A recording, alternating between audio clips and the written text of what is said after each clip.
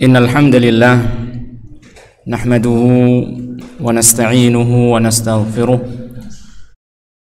wa na'udzu billahi min shururi anfusina wa min sayyiati a'malina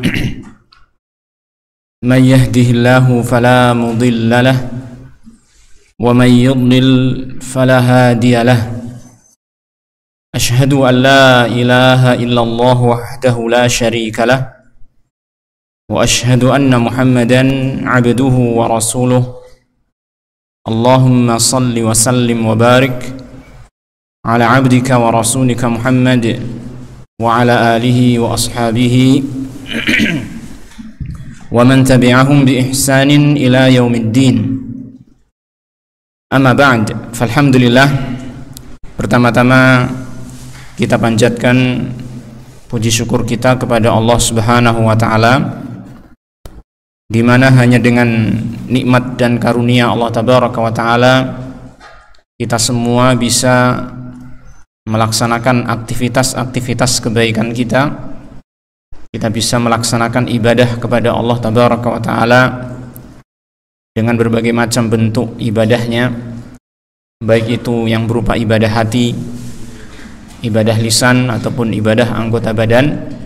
Semuanya itu bisa kita laksanakan, bisa kita lakukan semata-mata karena Allah memberikan kemudahan bagi kita. Allah memberikan pertolongan dan taufiknya kepada kita semua. Maka tidak ada yang berhak mendapatkan pujian atas kebaikan-kebaikan yang telah kita lakukan melainkan hanya Allah Tabaraka wa taala saja. Apalagi kalau kita mengingat bahwasanya dalam amal perbuatan ataupun amal kebaikan yang kita lakukan pasti terdapat kekurangan-kekurangan, ya, yang mengharuskan kita untuk terus beristighfar kepada Allah Subhanahu wa taala. Oleh karena itu, di antara salah satu tuntunan Rasulullah SAW, setiap kali selesai salat, terutama salat wajib, maka beliau membiasakan dan mengajarkan kita untuk terbiasa mengucapkan istighfar. Astaghfirullah, astaghfirullah, astaghfirullah. Ini menunjukkan bahwasanya setiap ibadah yang kita lakukan, sebaik apapun ibadah yang kita lakukan, pasti terdapat kekurangan-kekurangan di sana. Sehingga pantas sekali kita untuk senantiasa memohon ampunan kepada Allah Subhanahu wa taala. Alhamdulillah, ma'asyiral muslimin rahimani wa rahimakumullah. Pada kesempatan kita di malam hari ini, insyaallah kita akan melanjutkan pembacaan dari kitab Aqidah At-Tauhid yang ditulis oleh Syekh Shalih bin Fauzan Al-Fauzan hafizahullah taala, di mana pada pertemuan kita kali ini kita masuk di dalam pasal yang kedua, fi bayani makna syahadataini, yaitu tentang penjelasan makna dua kalimat syahadat, wa ma waqa'a fihima minal khata'i, dan penjelasan tentang kesalahan-kesalahan yang terjadi pada dua kalimat syahadat ini. Yani dalam memahami makna dua kalimat syahadat ini banyak orang yang terjerumus dalam kesalahan-kesalahan yang ini harusnya kita koreksi. Kemudian juga wa arkanihima wa syurutihima wa muqtadahuma wa nawaqidhihima, juga penjelasan tentang rukun-rukun dari dua kalimat syahadat tersebut, sehingga barang siapa yang bisa memenuhi rukun-rukunnya maka akan berarti dia telah menegakkan dua kalimat syahadat tersebut. Adapun orang yang tidak memenuhi rukun-rukunnya maka berarti dia tidak menegakkan dua kalimat syahadat tersebut. Sebagaimana halnya ketika kita berbicara tentang ibadah salat, di sana ada rukun-rukunnya.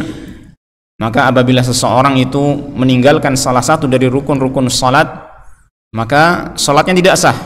Demikian pula dalam masalah ini, ketika seseorang bersyahadat la ilaha illallah tetapi dia tidak memenuhi rukunnya, maka bisa saja syahadatnya tersebut tidak sah. Nah, demikian pula syarat-syaratnya, ya. Masing-masing dari dua kalimat syahadat tersebut memiliki syarat-syarat yang harus dipenuhi agar dua kalimat syahadat tersebut memberikan manfaatnya kepada kita. dan juga muqtadahuma, konsekuensi dari dua kalimat syahadat tersebut. Ternyata dua kalimat syahadat ini bukan hanya sekedar ucapan lisan. Dia menuntut kita untuk memenuhi konsekuensi-konsekuensinya yang terdapat di dalam hati kita, lisan kita, dan juga amal perbuatan kita. Nanti kita akan pelajari apa saja konsekuensi-konsekuensi dari kalimat syahadat tersebut. Sehingga barang siapa yang memenuhi konsekuensi dari dua kalimat syahadat tersebut, artinya dia telah jujur di dalam bersyahadat ini. Kemudian yang terakhir yang akan kita bahas nanti pada pasal yang kedua adalah tentang pembatal-pembatal nawaqidis syahadatain, pembatal-pembatal dua kalimat syahadat. Artinya orang yang sudah mengucapkan dua kalimat syahadat, suatu ketika seandainya dia telah menyimpang menyimpang dengan melakukan perkara-perkara yang bertentangan secara total dengan dua kalimat syahadat tersebut, maka tauhidnya bisa terbatalkan. Dua kalimat syahadat itu bisa terbatalkan sehingga dia tidak lagi menjadi orang yang muslim. Maka hal ini perlu kita pelajari juga agar kita berhati-hati dari perkara-perkara yang membatalkan dua kalimat syahadat. Ma'asyiral muslimin rahimani wa rahimakumullah. Adapun yang pertama, awalan tentang makna syahadatain, makna dua kalimat syahadat.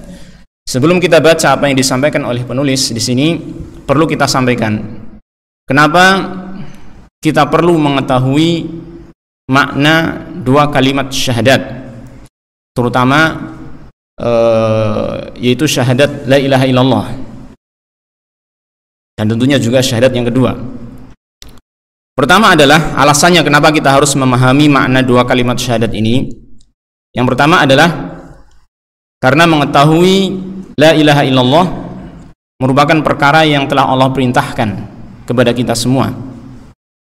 Sedangkan suatu perintah yang datang dari Allah Ta'ala, hukum asalnya adalah wajib.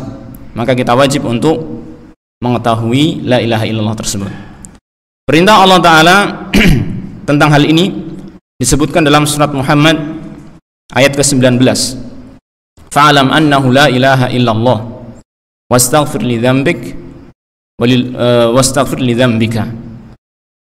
Ya, ketahuilah bahwasanya tidak ada ilah yang hak kecuali hanya Dia saja, hanya Allah Ta'ala saja, dan mintalah ampunan atas dosa-dosamu.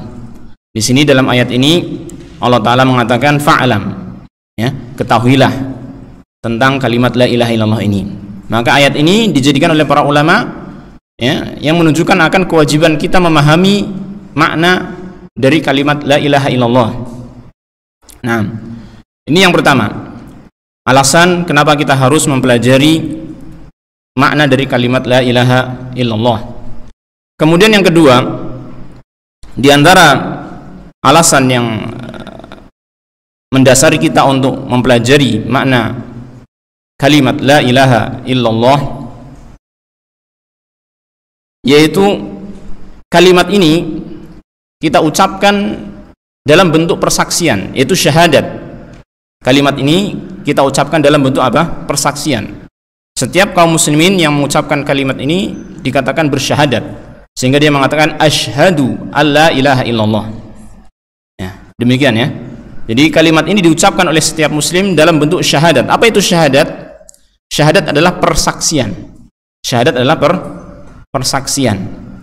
Dan yang namanya persaksian, tentunya orang yang bersaksi itu konsekuensinya adalah dia mengetahui apa yang dia persaksikan.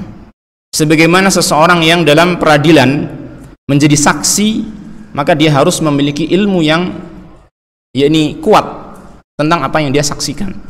Atau misalkan seseorang yang menjadi saksi kejadian kecelakaan misalkan, maka berarti dia adalah orang yang melihat langsung kecelakaan tersebut, sehingga dia memiliki ilmu yang yakin tentang apa yang dia saksikan.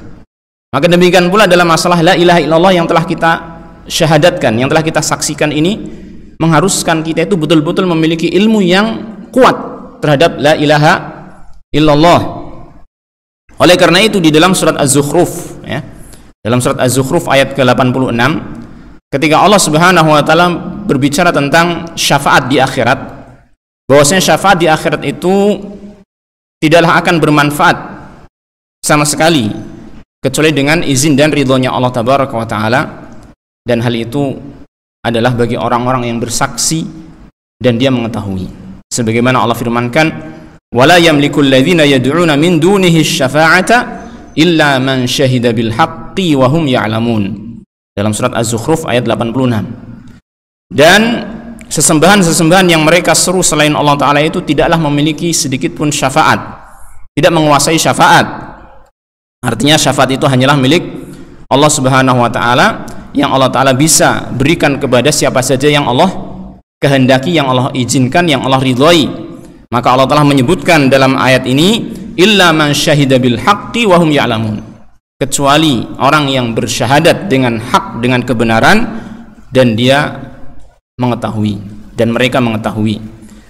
Ayat ini menegaskan kepada kita bahwasanya setiap orang yang bersaksi, yaitu bersyahadat, terutama dalam hal kebenaran, yaitu syahadat la ilaha illallah, mengharuskan agar dia itu memiliki ilmu tentang apa yang dia persaksikan, sehingga nanti di kemudian hari, di akhirat nanti, kalimat la ilaha illallah ini akan bermanfaat bagi dirinya.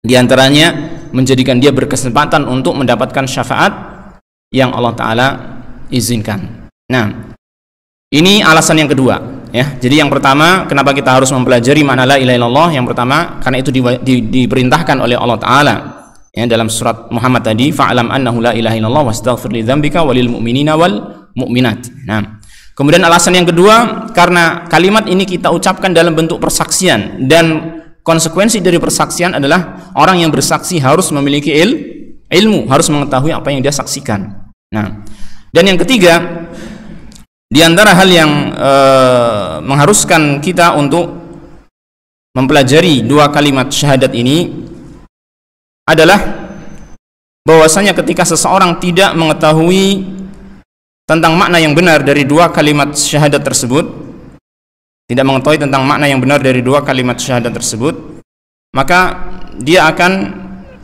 terjerumus ke dalam madarat ataupun bahaya-bahaya disebabkan karena dia tidak memahami dua kalimat syahadat tersebut. Atau ringkasnya, dia akan terjerumus ke dalam penyimpangan ataupun kesesatan.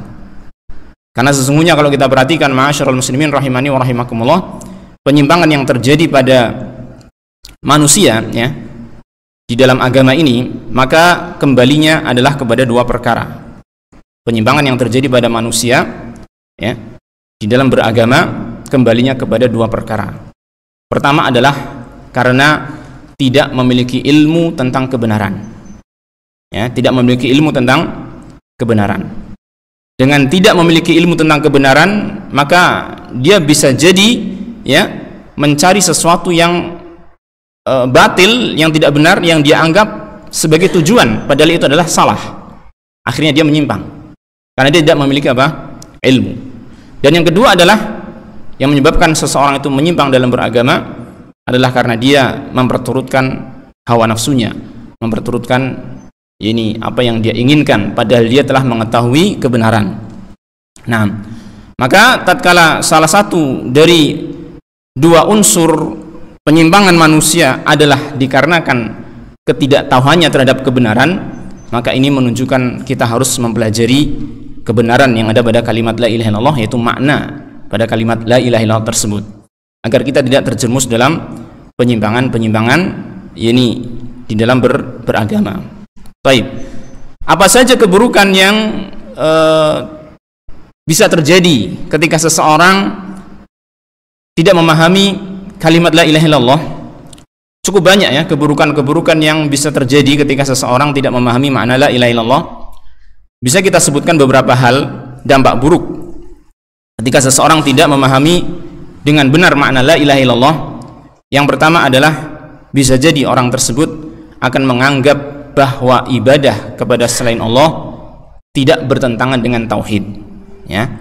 Ini yang pertama, di antara dampak buruk seseorang tidak memahami dengan benar makna kalimat la ilaha illallah, bahwasanya dia bisa menganggap ibadah yang ditujukan kepada selain Allah tidak bertentangan dengan tauhid, karena dia tidak memahami apa makna la ilaha illallah yang sesungguhnya. Nanti kita akan lihat contohnya dalam penjelasan Syekh, insyaallah.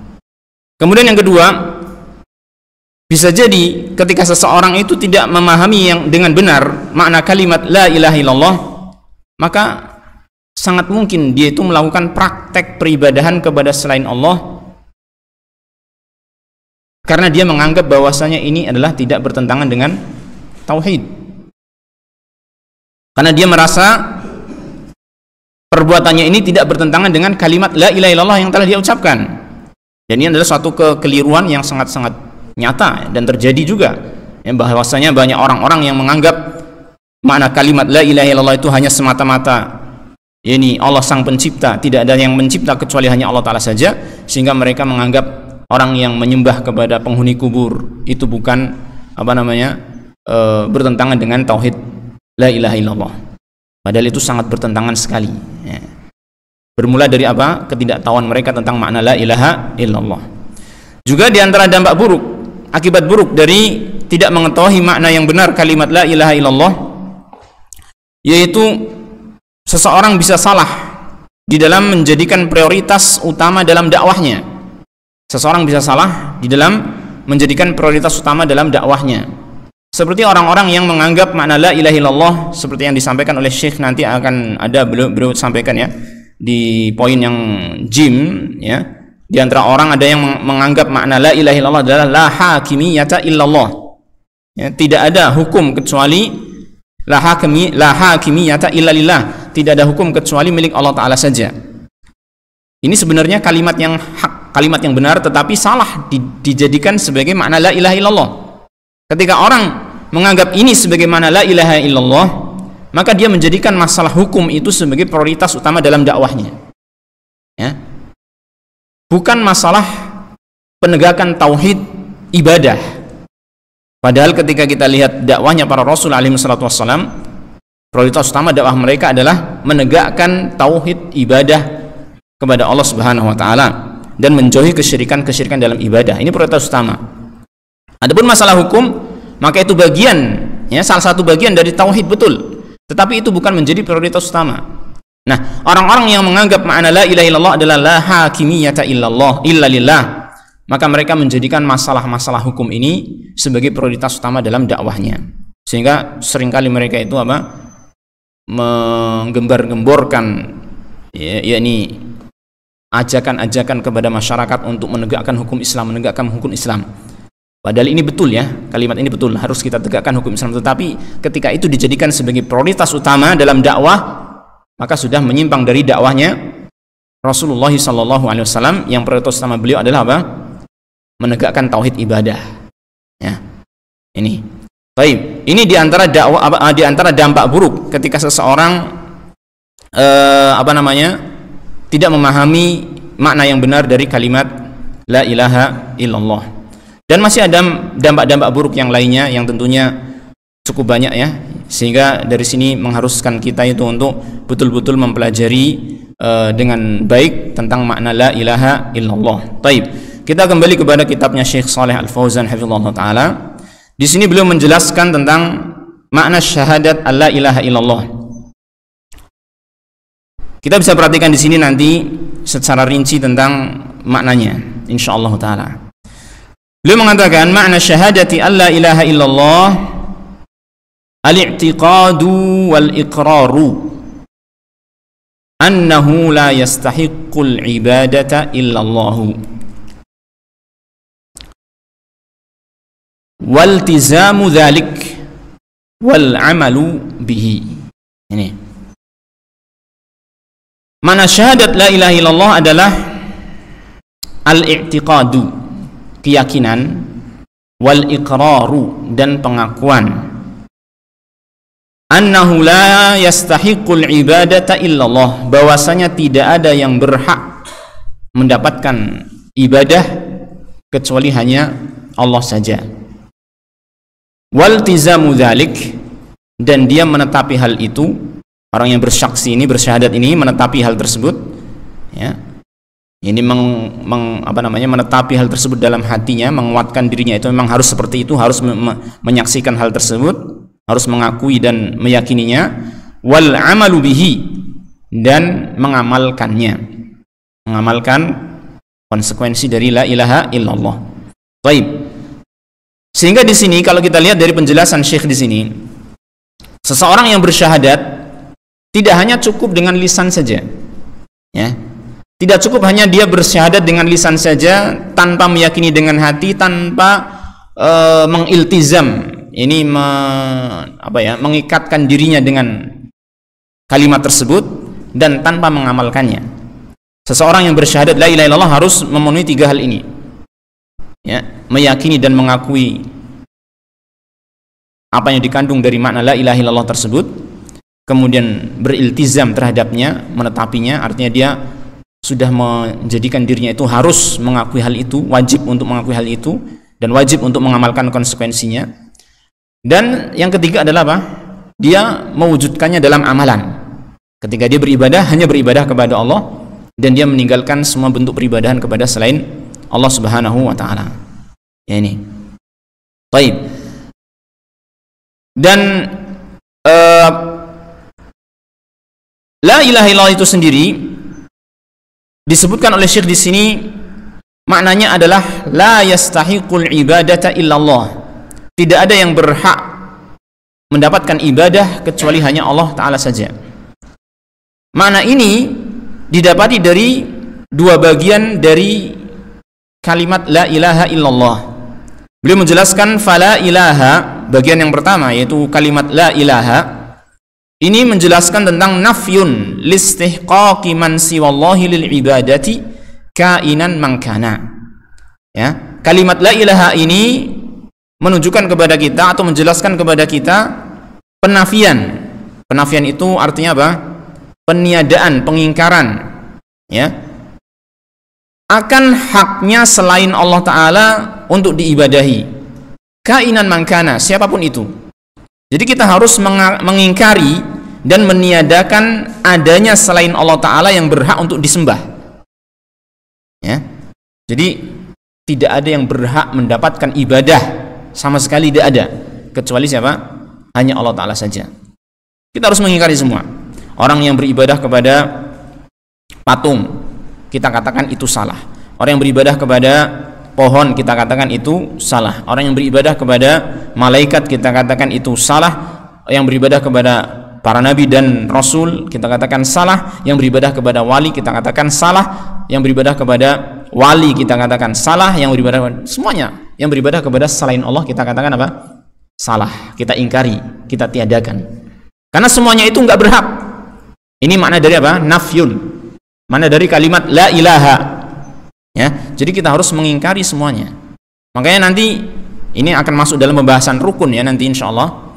Bahwasanya orang yang tidak mengingkari peribadahan kepada selain Allah, walaupun dia itu ibadahnya hanya kepada Allah. Jadi kalau kita lihat praktek ibadahnya itu hanya kepada Allah, nggak pernah dia berbuat syirik, tapi dia tidak mengingkari peribadahan kepada selain Allah, menganggap orang yang beribadah kepada selain Allah tidak salah. Oh, itu kan artinya dia menganggap nggak salah gitu aja ya. Artinya misalkan kita itu semuanya beribadah kepada Allah dengan cara masing-masing. Orang itu beribadahnya ke sana, yaitu caranya mereka, tidak masalah, tidak diingkari. Maka ini orang tersebut hakikatnya tidak menegakkan tauhid pada dirinya, ya.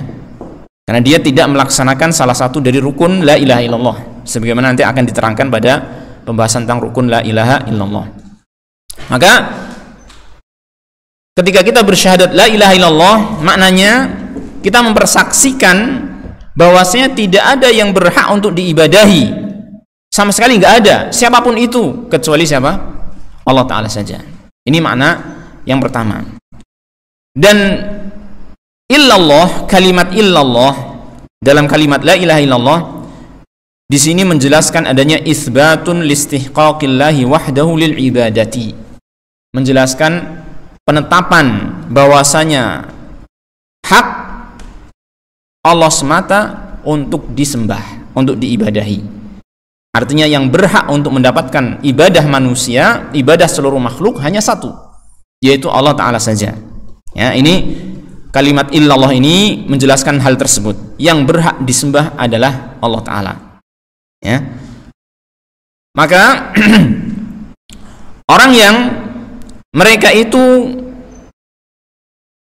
tidak beribadah sama sekali kepada siapapun, sampai pun kepada Allah Subhanahu wa taala dia tidak mau beribadah, ya, maka dia tidak melaksanakan konsekuensi dari kandungan yang kedua, yaitu isbat ini. Karena dia belum beribadah kepada Allah taala. Walaupun dia mungkin tidak beribadah kepada yang lain, tidak beribadah kepada patung. Seperti misalnya siapa? Orang ateis. Orang ateis nggak punya Tuhan kata mereka kan, nggak menganggap adanya apa? Tuhan, sehingga mereka tidak beribadah kepada siapapun. Betul? Ya kan? Maka orang tersebut, orang ateis ini, bisa kita katakan dia telah menafikan semua hak untuk diibadahi dari selain Allah Ta'ala, ya kan? Dia tidak menganggap matahari sebagai Tuhan, tidak menganggap bulan sebagai Tuhan, tidak menganggap pohon sebagai Tuhannya. Dia mengingkari semuanya, itu bukan Tuhan. Tapi sayangnya apa? Orang ateis ini tidak juga menetapkan ketuhanan itu hanya untuk Allah, kan gitu. Maka orang ateis itu dalam segi nafyu, ya, bisa saja dia memenuhinya, karena dia telah mengingkari peribadahan kepada siapapun, ya kan. Tapi dari segi isbat dia tidak memenuhinya, dia tidak beribadah kepada Allah Ta'ala. Ini contoh. Atau sebaliknya, ada orang yang beribadah kepada Allah Subhanahu wa taala. Betul, dia beribadah kepada Allah, tetapi sayang dia masih beribadah kepada selain Allah, sehingga dalam sisi isbat dia telah menetapkan karena dia telah beribadah kepada Allah, namun dia tidak menetapkan tidak memenuhi sisi nafi. Dia tidak mengingkari peribadahan kepada selain Allah. Maka yang namanya tauhid itu harus mencakup dua hal ini. Ya, pengingkaran terhadap selain Allah Ta'ala, pengingkaran terhadap hak selain Allah Ta'ala untuk diibadahi, dan yang kedua adalah apa? Menetapkan hak ibadah itu hanya untuk Allah Subhanahu wa Ta'ala saja, ya. Baik, dan dalil tentang hal ini cukup banyak, nanti akan kita pelajari di dalam penjelasan tentang rukun la ilaha illallah insyaallah taala. Maka di sini Syekh menjelaskan tentang makna kalimat ini secara ijmal, secara global. Wa makna hadhil kalimati ijmalan la ma'buda bihaqqin illallah. Ini perlu kita catat, ya, perlu kita garis bawahi, bahwasanya makna dari kalimat la ilaha illallah ini secara global atau secara kesimpulannya, ya kan, adalah la ma'buda bihaqqin illallah. Tidak ada yang disembah dengan benar kecuali hanya Allah Ta'ala saja. Tidak ada yang diibadahi dengan hak kecuali hanya Allah Ta'ala saja. Ya, ini makna yang benar dari kalimat la ilaha illallah. Saya ulangi lagi. Jadi makna la ilaha illallah adalah tidak ada yang berhak untuk disembah atau tidak ada sesembahan yang hak untuk diibadahi kecuali hanya Allah Ta'ala saja. Ini. Jangan kita jadikan makna la ilaha illallah itu dengan ungkapan tidak ada Tuhan selain Allah. Nanti akan dikritisi oleh beliau di sini. Ya. Tidak ada Tuhan selain Allah. Karena itu kalimat seperti itu, ya, masih memberikan makna yang ambigu. Ambigu itu artinya masih belum jelas, bisa mengandung makna yang batil, bisa mengandung makna yang apa? Yang batil. Sebagaimana nanti kita akan terangkan insyaallah taala. Baik, kemudian beliau menjelaskan dari sisi bahasa, ya, tentang kalimat la ilaha illallah. Kalimat la ilaha illallah tadi, kalau kita lihat dari sisi bahasa, dari sisi nahwu, ya, ini bagi yang belajar nahwu, maka di sana ada la nafiyah lil jinsi, ya. La nafiyah lil jinsi ini mohon maaf bapak-bapak yang belum belajar nahwu, ya kan, ini kita belajar nahwu sedikit, ya, bagi menjelaskan bagi teman-teman yang sudah belajar nahwu. La ini la nafiyah lil jinsi, yang dia merupakan saudara dari inna, ya, dan dia masuk ke dalam mubtada dan khobar, menjadikan mubtadanya itu sebagai isimnya, khobar menjadi khobarnya, sehingga dalam kalimat la ilaha illallah ini membutuhkan adanya isim la nafiyah lil jinsi dan ada khobarnya. Nah, ini yang nggak belajar nahwu ya pasti nggak paham, nggak apa-apa, ini sekedar menjelaskan apa yang beliau sampaikan. Kalau isim la-nya adalah ilaha, ya, ini isim la-nya. Nah, khobarnya itu mana? Maka diterangkan oleh beliau di sini, wa khobaru la yajibu taqdiruhu. Khobar la ternyata enggak disebutkan di dalam kalimat itu. Maka beliau mengatakan wajib untuk diperkirakan dengan kalimat bihaqqin. Ya. Jadi khobarnya itu bukan lafzul jalalah Allah ini, tetapi ada kalimat yang disembunyikan yang perkiraannya adalah kalimat bihaqqin. Sehingga bagaimana? Sehingga nanti antum akan dapatkan dalam maknanya atau pengertian dari kalimat la ilaha illallah, la ma'buda bihaqqin atau la ilaha haqqun illallah. La ilaha haqqun illallah atau la ma'buda bihaqqin illallah. Demikian. Wala yajuzu taqdiruhu bimaujud, dan tidak boleh kita takdirkan dengan kata maujud. Maujud itu artinya ada. Apa sih bedanya kalau kita takdirkan dengan bihaqqin dan ditakdirkan dengan maujud? Kalau ditakdirkan dengan maujud artinya tidak ada ilah yang ada kecuali hanya Allah. Tidak ada sesembahan yang ada kecuali hanya Allah saja. Ini kalau maujud. Adapun kalau bihaqqin bagaimana artinya? Tidak ada sesembahan yang benar kecuali hanya Allah. Jadi pahami bedanya? Saya ulangi lagi. Kalau ditakdirkan dengan bihaqqin, dan ini yang benar ya, makna yang benar, maka arti la ilaha illallah itu apa? Tidak ada sesembahan yang benar kecuali hanya Allah saja. Baik. Adapun kalau ditakdirkan dengan maujud, artinya apa? Tidak ada sesembahan yang ada kecuali hanya Allah saja. Baik. Maka makna yang kedua ketika ditakdirkan dengan kalimat maujud, maka ini salah. Kenapa salah? Li'anna hadza khilaful waqi'i. Karena ini menyelisihi realita. Kalau kita katakan tidak ada sesembahan yang ada kecuali hanya Allah Ta'ala saja, realitanya bagaimana? Ada sesembahan selain Allah, betul tidak? Ada orang yang menyembah Nabi Isa, ada orang yang menyembah Uzair, ada yang menyembah patung, ada yang menyembah batu, pohon, dan seterusnya. Banyak sesembahan selain Allah Ta'ala. Maka ketika kita takdirkan kalimat itu dengan la ilaha maujudun illallah atau la ma'buda maujudun illallah, tidak ada sesembahan yang ada kecuali hanya Allah Ta'ala saja, maka ini menyelisihi realita. Karena kenyataannya banyak sesembahan selain Allah. Ya kan? Ini dari satu sisi ini menyelisihi realita. Nah, maka beliau mengatakan fal ma'budatu ghairullahi maujudatun bikathrah. Sesembahan-sesembahan selain Allah Ta'ala itu ada banyak, kata beliau ya, ada yang menyembah pohon, ada yang menyembah batu, dan lain sebagainya. Taib. Maka kalau demikian, kalau kita artikan seperti itu, bagaimana? Konsekuensi terburuknya adalah bagaimana? Fayalzamu minhu anna ibadata hadhil asya'i ibadatun lillah. Konsekuensi terburuknya adalah bahwasanya penyembahan terhadap atau peribadahan terhadap sesembahan itu semua adalah peribadahan kepada siapa? Allah Subhanahu wa Ta'ala. Ketika seseorang mengatakan tidak ada sesembahan yang ada kecuali hanya Allah, ya kan? Saya ulangi, tidak ada sesembahan yang ada kecuali hanya Allah, maka berarti orang yang menyembah patung berarti dia menyembah siapa? Allah. Yang menyembah pohon dia berarti menyembah siapa? Allah. Karena sesembahan-sesembahan itu semua yang ada itu adalah siapa? Allah. Itu makna terburuknya. Makna terburuknya dari kalimat pengertian la ilaha illallah dengan apa? Dengan makna la ilaha maujudun illallah. Ya. Yang ini makna seperti ini bisa masuk dalam penerjemahan kalimat la ilaha illallah dengan tidak ada Tuhan selain Allah. Tidak ada Tuhan selain Allah. Itu Tuhan, itu Tuhan, itu Tuhan, itu Tuhan banyak, itu adalah Allah. Iya kan? Ya enggak? Kalau diterjemahkan tidak ada Tuhan selain Allah, maka konsekuensi terburuknya itu. Konsekuensi terburuknya adalah itu. Orang-orang yang menyembah selain Allah Ta'ala itu, ya kan, menyembah batu, pohon, dan seterusnya, bisa dikatakan itu sebagai Allah, karena tidak ada Tuhan selain Allah. Itu kan Tuhan-Tuhan tuh. Berarti itu semuanya adalah Allah.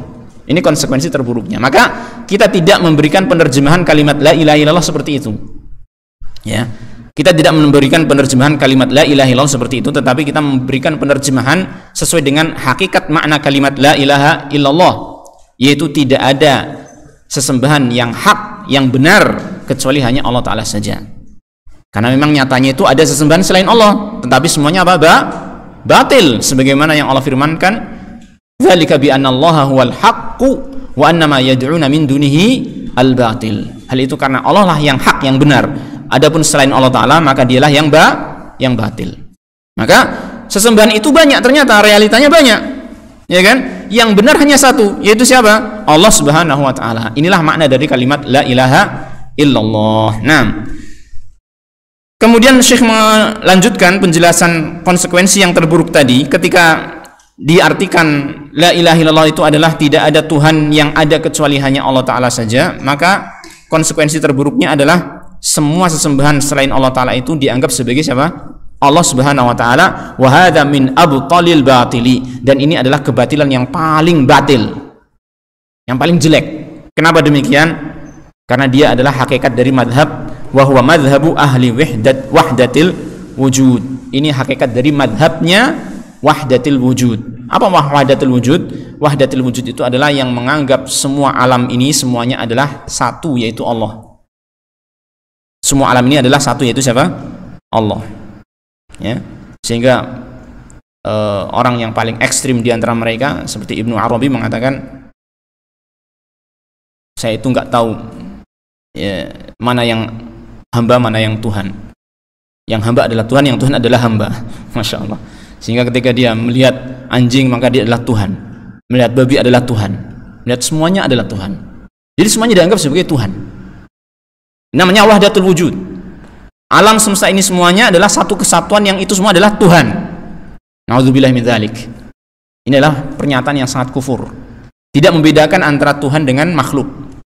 Tidak membedakan antara Al-Khaliq dengan makhluk, Allah dengan makhluk-makhluk yang lain. Ya. Ini adalah merupakan apa? Kekufuran yang sangat besar. Nah, ini madhabnya wahdatul wujud. Sehingga ketika menganggap yang disembah berupa pohon, berupa batu dan lain sebagainya itu adalah sebagai Allah, sama artinya ini adalah dengan madhabnya wahdatul wujud. Alladzina hum akfaru ahlil ardi, yang mereka adalah penduduk bumi yang paling kafir, ya kan? Wa qad fussirat, nah, karena mereka yang mana mereka adalah penduduk bumi yang paling kufur. Ini penjelasan Syekh tentang salah dalam mengartikan la ilaha illallah ketika diartikan dengan la ilaha mawjudun illallah. Baik. Kemudian setelah itu Syekh di sini melanjutkan penjelasan beliau tentang beberapa kesalahan-kesalahan di dalam mengartikan kalimat la ilaha illallah. Wa qad fussirat hadhil kalimatu bitafsiratin batilah. Dan kalimat ini telah ditafsirkan dengan penafsiran-penafsiran yang batil. Maksudnya telah dijelaskan dengan definisi-definisi yang batil ataupun pengertian-pengertian yang batil. Di antaranya tadi sudah disebutkan, nanti akan diulangi lagi insyaallah. Minha di antaranya adalah anna ma'naha la ma'buda illallah. Di antara pengertian atau penafsiran yang batil terhadap la ilaha illallah adalah yang mengatakan maknanya adalah la ma'buda illallah. Ini yang tadi kita isyaratkan, tidak ada Tuhan selain Allah. Tidak ada Tuhan selain Allah. Yang maknanya ini di sini ditakdirkan, diperkirakan adanya kalimat mawjud di sana. La ma'buda mawjudun illallah. Ya. Wa hadza batilun li'anna ma'nahu anna kulla ma'budin bihaqqin aw batilin huwa Allah. Ini merupakan kebatilan karena maknanya adalah semua sesembahan yang hak ataupun yang batil itu semua adalah siapa? Allah. Kama sabaqa bayanuhu qariban, sebagaimana baru saja diterangkan, yaitu yang kalimat penjelasan kalimat la ilaha illallah dengan apa? Maujudun tadi. Ini adalah merupakan kekeliruan. Ya, maka di sini ini sama ya. Kalau kita lihat kalimat ini sama dengan pengertian sebagian kita kaum muslimin yang menerjemahkan kalimat la ilaha illallah dengan tidak ada Tuhan selain Allah. Coba lihat, tidak ada Tuhan selain Allah. Kan itu kan? La ma'buda illallah, tidak ada Tuhan selain Allah. Maka ini kurang tepat. Ya, kurang tepat. Tapi tidak kita ketika ada orang yang menerjemahkan kalimat la ilaha illallah dengan tidak ada Tuhan selain Allah, kita jangan serta-merta terus mengatakan, "Oh, kamu telah mengikuti mazhabnya wahdatil wujud." Enggak boleh kita katakan seperti itu, karena bisa jadi dia mengucapkan kalimat tersebut tidak ada Tuhan selain Allah sebagai pengertian dari kalimat la ilaha illallah, tetapi niatnya dalam hati itu apa? Adalah tidak ada Tuhan yang hak kecuali hanya Allah Ta'ala saja. Ya, jadi ini penjelasan ini hanya sekedar untuk menjelaskan yang tepat adalah tidak ada Tuhan yang hak kecuali hanya Allah Ta'ala saja. Adapun kalau sudah terucap pada lisan-lisan kaum muslimin, maka cukup bagi kita untuk meluruskan saja, tidak perlu kita memvonis dia sebagai orang yang yang termasuk pengikut ahli kebatilan, enggak Nggak boleh demikian, ya. Tidak boleh demikian. Kita harus meluruskan, tetapi tanpa harus memvonis orang tersebut sebagai pengikut ahli kesesatan. Karena bisa jadi maksud dari ucapan dia adalah benar, tetapi hanya saja dia belum tahu untuk menerjemahkan dengan kalimat yang baik. Bisa difahami ini, ya. Ini tentang makna kalimat la ilaha illallah, dan salah satu di antara makna yang keliru, yang salah di dalam menjelaskan la ilaha illallah. Tapi barangkali sudah masuk waktu Isya, ya. Sekarang jam 7.15, maka insyaallah kita akan lanjutkan penjelasan Syekh pada pertemuan yang akan datang. Masih sekitar ini kesalahan-kesalahan di dalam mengartikan atau memaknai kalimat la ilaha illallah. Inilah yang kita pelajari pada malam hari ini. Mudah-mudahan Allah Ta'ala memberikan ilmu yang bermanfaat, amal yang soleh, dan keistiqomahan kepada kita semua. Kita akhiri wa sallallahu wasallam ala nabiyyina Muhammadin wa ala alihi wa sahbihi ajma'in, wa akhiru da'wana alhamdulillahi rabbil alamin.